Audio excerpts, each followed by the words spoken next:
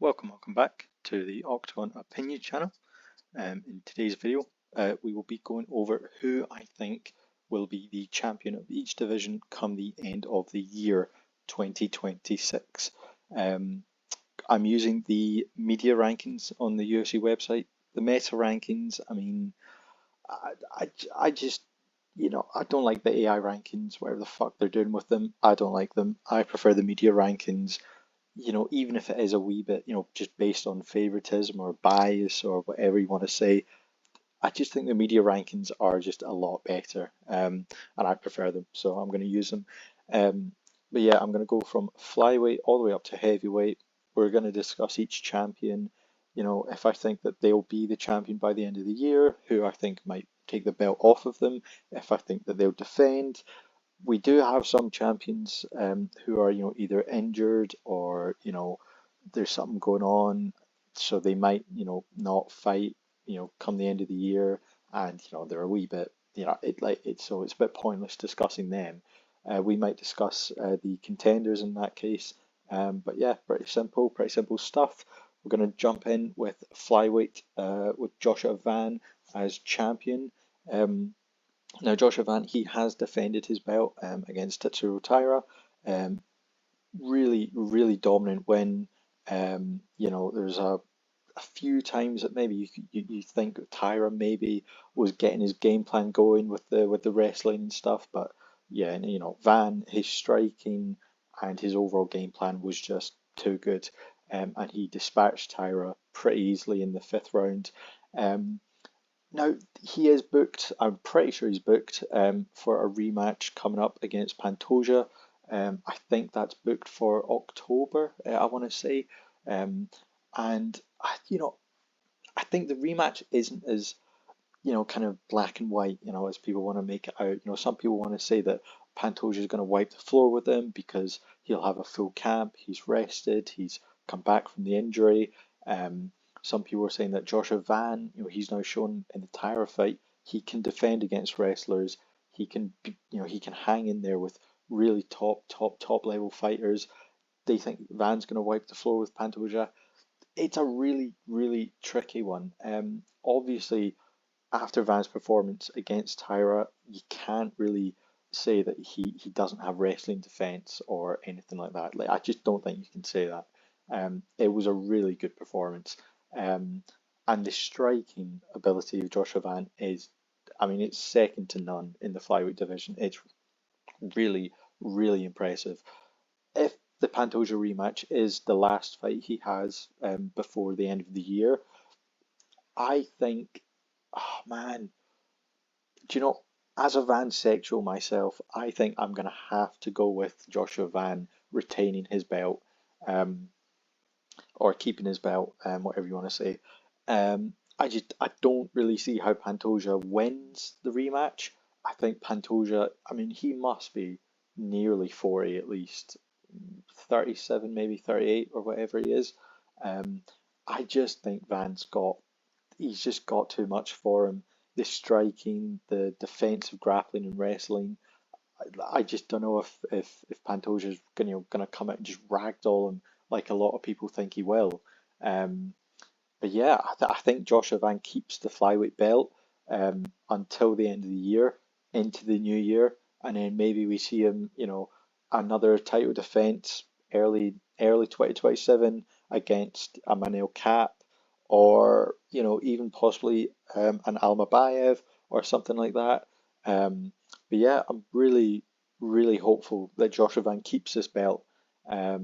I just think he's an amazing champ.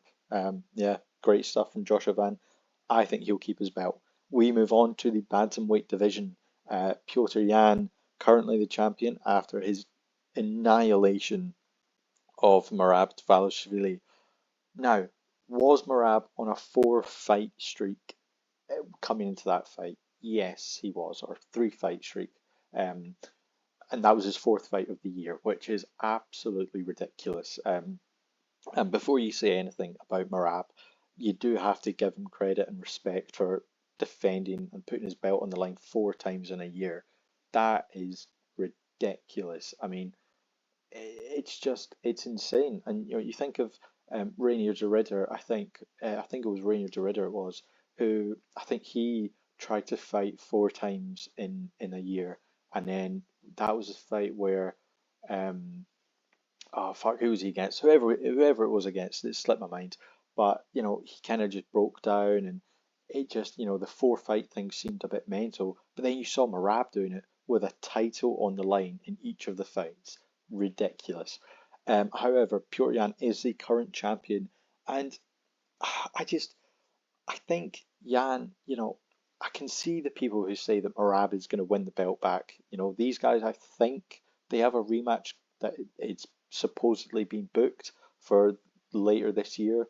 Um, I really, really hope that they do get that done because the second fight, I mean, that fight last December was, I mean, it was like crack. It was an amazing fight. It was really, really good. And Pure Yan, he's going to be coming up against, a Marab who's rested, who's going to be, he's not had a fight this year, so he's fresh, he's ready. He'll have a full fight camp. He's only going to be doing one weight cut this year. He's not kind of coming off the kind of the real kind of damage to his body that he was coming off in the second fight. However, Jan, I mean, I just that fight, man. I just what that you can't even point out a single flaw in Jan's performance that night. There was nothing about his performance that was bad, dodgy, that you could say, oh, Marab will build on that in the rematch or whatever. There was nothing there. Jan was just perfect. He's literally perfect Peter. He's literally perfect Peter. Um, if you catch that Horrid Henry reference, Horrid Henry Cejudo. There you go. There's another one. Um, but yeah, Pure Yan, does Marab have what it takes to beat him? I just don't think he does. I think Marab's nose, as we know, it is completely fucked. He hasn't got surgery on it yet because he wants to wait until the end of his career, and I understand that. I can get that. So I don't think he's crazy for doing that. His nose is going to get broken again, like anyway. So there's no point fixing it now. Um, but the nose is going to be, I think Jan's just going to ping that in the first round of the rematch, or sorry, not the rematch, but the third fight. I think Jan's just going to break his nose like straight off the bat. He's probably going to slam him to the body again. Marab's going to be just absolutely begging the takedowns, and I just don't know if it works anymore. I just think that Piotr Jan has his number. I think Jan he knows too much, and he's too good. Realistically, if Marab can't beat him, then and again that fight, the third fight, if they are to fight again this year, it'll be I'm thinking it'll be like a five rounder war, just like the last one. Um, Possibly Jan stops Marab in the third round, maybe with like a body shot. Maybe he just puts him down and Marab just can't hack it. Something like that. But I think if we're going to be realistic, five round war.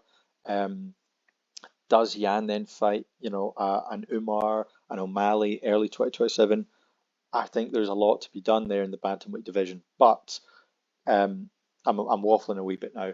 I think Piotr Jan keeps his belt until the end of the year, at least. Yeah, I think going into 2027, Piotr Jan will be the champion of the bantamweight division. We move on to the featherweight division with Alexander Volkanovski, currently the champion. And look, with featherweight, we've got, obviously the top contender at the minute, Movsar Evloev, coming off that win against Lauren Murphy. And look, I don't want to shit on the guy's parade, but it was an okay win, right? It was a good win. It was a good win against a top contender. That's it though. Like if we're going to be completely honest with ourselves, that is it. It was nothing more than that. I don't think Movsar showed anything like spectacular in that fight. I don't think he showed anything that would make me doubt Volkanovski in a fight between those two. And I think Volkanovski's fight against Diego Lopez, the second fight where he, again kept his belt, he just showed that he still got it. Like he genuinely he still has it, and it's just not going anywhere. I think Volkanovski is probably the most difficult champion to beat. Um, Obviously, Topuria being the only guy to do it, really. I just, what is Malzer going to bring to Volkanovski that, Lopez hasn't, that Holloway hasn't, that, Brian Ortega hasn't? All these guys who have gone up to Volkanovski and failed, what has Movsar Evloev really got that's any different? I mean, the guy can wrestle, that's great. His striking isn't that great. The Murphy fight, he was very striking heavy because, he didn't want to get overlooked for the title shot. But even with that, it was a wee bit boring, wee bit mid. There was just not a lot going on, and Murphy was kind of just letting himself get backed up against the cage. Um, I genuinely think that we see Volkanovski put an absolute clinic on Movsar Evloev. Um, he's just not got enough, I don't think. I think he needs to have done a wee bit more in the lead up. But it'll be interesting either way. It will be interesting either way. Yeah, I think Volkanovski, he keeps the belt until 2027. Maybe he retires after that fight. Maybe he doesn't. There's always speculation when it comes to Volkanovski just because of his age. But yeah, I just you can't bet against Volkanovski ever. Like you just can't. But yeah, we move on to the lightweight division. This one is going to be pretty quick. Um, Justin Gaethje obviously has said that he's not going to fight for the rest of the year. He is deliberately going to wait until 2027 at the very least. Bit boring, I'm going to be honest. I'm pretty disappointed. Um, he didn't get battered about in that Taporia fight. His body took most of the damage. If you look at some clips of him now, he looks, basically fully recovered. Um, it has been like 2 months now since the fight, so I would expect Gaethje to fight, like December maybe, November. I think that's a completely fair time to give him. If he doesn't agree to that, and if he does genuinely wait, I think that's a bit of a shit thing to do as champion of a division. Um, he fought Paddy, then he fought Ilya. Two great fights, don't get me wrong, amazing fights. The Paddy fight was great. The Topuria fight obviously made Topuria quit. Um, I think he just needs one more though. And I know that this might sound a bit beggy, a bit pushy. We also have to respect the fighter health, but I just think Gaethje needs one more at least. Not at least, but you know what I mean. I think he needs another fight this year, um, because otherwise it's just lightweight's always going to have this kind of thing where guys get the belt and they just sit around and they wait for ages, and like we've been having that for too long. We've had that for too long at lightweight where guys just hang about with the belt and they don't really do anything. You know, it it's annoying. It's really annoying as fans, and I think Gaethje has to fight. He has to fight someone, right? And I don't really care who. He just has to fight someone. And people are saying, well, Armin's now been booked against Ruffy, and I think that is the dumbest fucking thing I've ever seen. I don't know why the UFC would do that. Um, why the fuck? I mean, they could have put Armin and Gaethje on for November or December, and that would have been a great title defense for Gaethje. What I mean, like it's ridiculous, but it is what it is. Hopefully, we see Gaethje fight somebody in early to mid 2027 if he is going to wait out that long. But yeah, bit disappointing. We move on to the welterweight division with Islam Makhachev. Islam is coming up against Ian Gary very soon, um, depending when this video gets out. Um, and look, man, I'll be honest. I've been seeing too much. I've been seeing too much Ian Gary propaganda. Um, I'm in the chair with him, right? I'm sitting there. I'm in the chair with him. I'm watching his wife get, done down by the fucking nutritionalist. We're sitting there together. We're watching along. I just I genuinely have been captured by Ian Gary's cuck powers or something, because I am now believing that he beats Islam Makhachev. And I know that people want to say, oh, look at how Makhachev did JDM. Can we be serious for a minute, okay? JDM, a brilliant, brilliant striker. The guy, that's it though. Like, that's kind of it, man. Prates absolutely fucking destroyed that man. Prates stole that man's soul, and it was genuinely, it was horrible to watch, man. It was horrible to watch. And look, I like JDM, but fuck me, what a performance from Prates. Either way, Ian Gary, I think, does have the skill set to stuff Islam's takedowns. He's got that kind of build where I think as a natural welterweight, almost a middleweight because he is actually quite big. He's going to be too big, and people always say you can't doubt Islam. Like he can pick up anyone, he can take down anybody. And look, I don't disagree, but I just think Ian Gary, he's just like Ian Gary kind of has this thing where he is just such a fucking weirdo. Like, and I mean in the way that he's so good at fighting. Like he is just really, really good at fighting. Um, he just knows what to do. His fight IQ is genuinely, and I hate to say it, his fight IQ is really good. Um, he knows how to stay at range, keep himself safe from his opponent, keep his range. His kicks and his limbs, again, he'll use that to his advantage, I think, in their fight.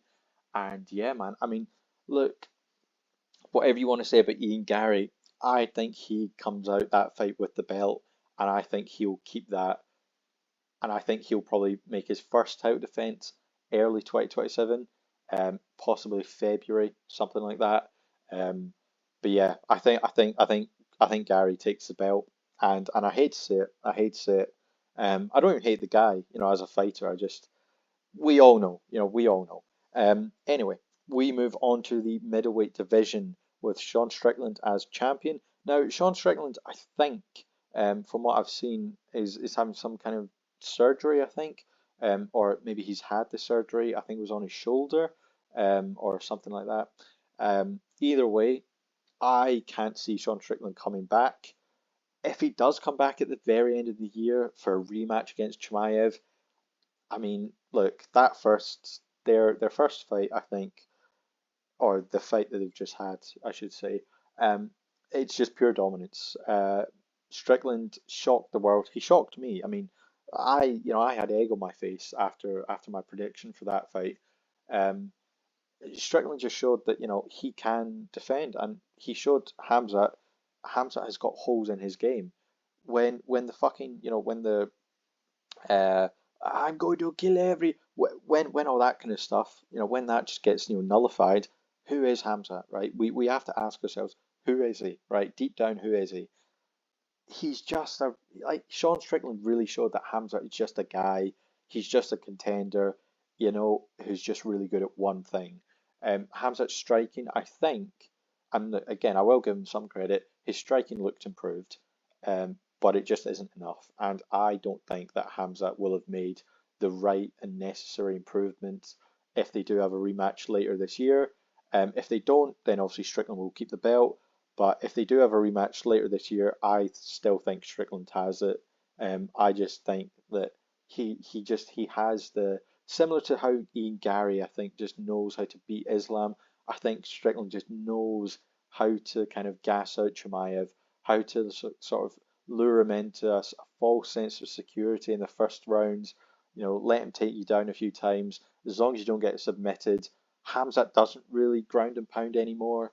I think he did in his kind of up and coming fights, but he stopped doing it really, and he more just went for like control time or submissions. Um, but yeah. Um, look, I think Strickland's going to get it done, and that is if they do fight. But yeah, so I think 2027, Sean Strickland keeps his belt. We move on to light heavyweight. Now, this division, ladies and gentlemen and ladies, I'm sure you've all seen. I've seen some of the, all the content over the past few months about what's going on with the light heavyweight. It's the worst division in the UFC. blah, blah, blah, blah, blah, right? We've all seen all the stuff about it. It is true. Okay, ultimately, we can't deny it. Light heavyweight is in an absolute rut at the minute. We've got Carlos Ulberg coming off the win against Jiří Procházka. Just, let's all just take a wee second to just, remember that moment. God, what a time, what a time.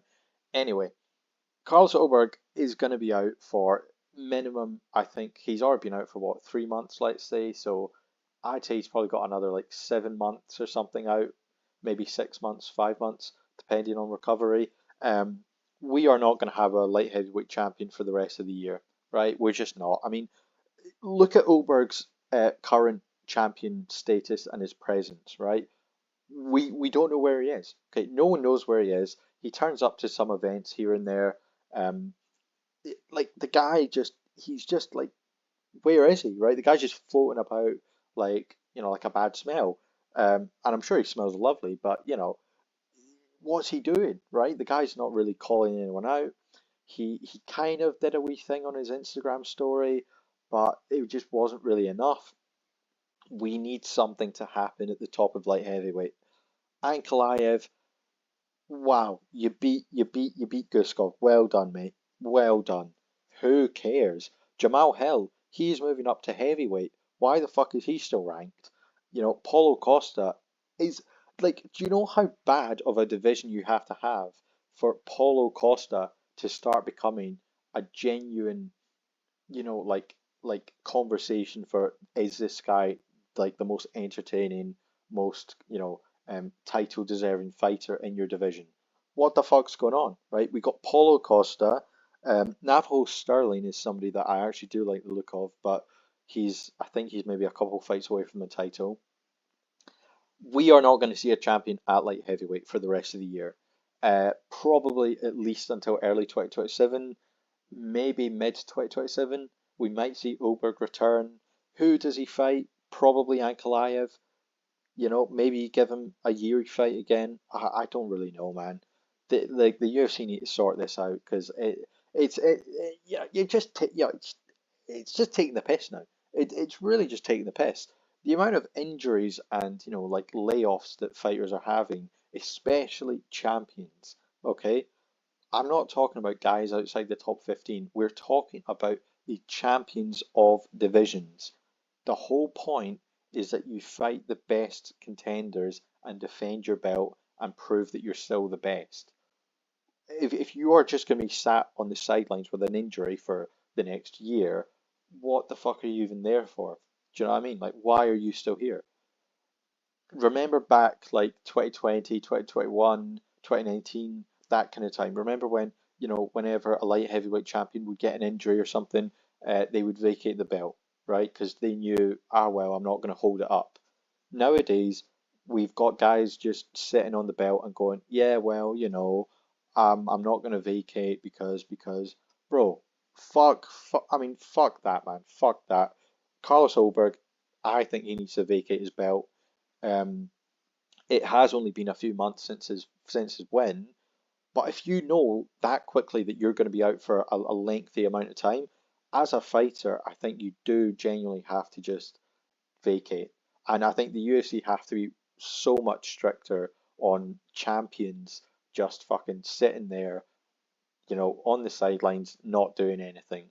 I mean, he's barely even drumming up any kind of hype for a return fight or anything like that. He's barely doing anything. So yeah, if you know, I wouldn't be surprised if next year he kind of comes out for his return fight and people forget who he was. I generally won't be surprised if people have just forgotten who Carlos Ulberg is. Um, Terrible, terrible stuff at light heavyweight. We move on to the second tower.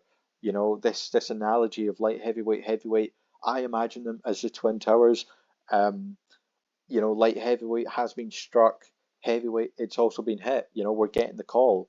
Um, Heavyweight has also been kind of sent into this ridiculous spiral of Aspinall sitting out with his fucking eye injury, which again, Cyril Gane, he poked the fuck out of his eyes. I mean, like, we can't forget, never forget. Um, Ultimately, I'm getting to a point where I am getting quite fed up. Tom Aspinall, if this guy doesn't come back within the next 4 months, I genuinely think the UFC should just take the belt from him. And look, I know that a lot of people like Aspinall and he's a great guy. This is ridiculous. You are the heavyweight champion of the world. Like sort yourself out, man. Genuinely. We've got Cyril Gane, who has just beaten Alex Pereira. By the way, big fat Alex Pereira, who definitely should not have bulked up that much. That's irrelevant. Cyril Gane TKO'd Alex Pereira at the White House. This and he's now the interim champ. Okay, like what more do you want? I mean, Tom Aspinall, what he's beating all the guys, he's beating all the contenders, and I think that's great.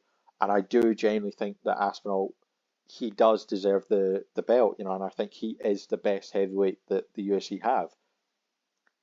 He has not proved that for the last year. And I think that's when it starts getting tricky because even as a fan of Aspinall, how much longer do you give this guy? Like realistically, how much longer are we going to give this guy to recover from his injury? Some people are saying that he will never recover. Some people are saying that he'll be back soon. It's all up in the air, and I think it's ridiculous because Cyril Gane has just won the interim belt. He's beaten Alex Pereira. He's beaten fucking every other guy basically in the top like 10. Cyril Gane beats them. Like we have to be honest with ourselves, okay? Waldo Acosta. Or does he maybe give Cyril Gane a tough fight? Who knows, right? Josh Hawkett. I think Cyril Gane would fucking destroy Josh Hawkett, okay? Josh Hawkett, he's a good heavyweight, and I think he's easily top 5 level, but he's not champion level, okay? He's just not. Cyril Gane will beat him if they do fight at some point. Um, but I just think it's getting ridiculous now. I think these weight divisions, man, like what's going on? What is going on? No wonder Dana is more concerned with Zuffa boxing. You know what a fucking shit show that is, right? He's more arsed about guys that no one's heard of, fighting at the Apex or wherever the fuck they fight, right? No one gives a fuck about Zuffa boxing. No one cares. But Dana White, he has nothing to really pay attention to in the UFC at the minute. Um, and it's just it really shows. Your biggest star, the heavyweight champion, and he hasn't fought for a year, and the guy below him has just beaten arguably the best contender. Like, come on. I think at this point we do have to strip Tom Aspinall of the belt. I think Cyril Gane should be crowned the undisputed champ, um, and then we can go from there. Some of you might disagree. Some of you might think that that's a ridiculous thing. How dare you, terrorist? Right? Look, I hate Cyril Gane as much as the next guy. Right? I heavily dislike the man. I think his tactics and his trickery and all that kind of stuff, I think is awful. But we're talking about straight facts here, right? If we're talking straight facts, he just beat Alex Pereira, right? He just beat probably the best contender that heavyweight has seen for a good while, right? And he just beat him, right? Like, come on, man. What are we doing? Do you know? But anyway, that kind of wraps it for the video. Um, if you guys agree, let me know down below. If you guys have any thoughts on certain champions or certain contenders, do let me know. And yeah, that'll be that. Like, subscribe, do that if you want. If you don't want to, don't do it. No fuss. But yeah, so see you in the next video.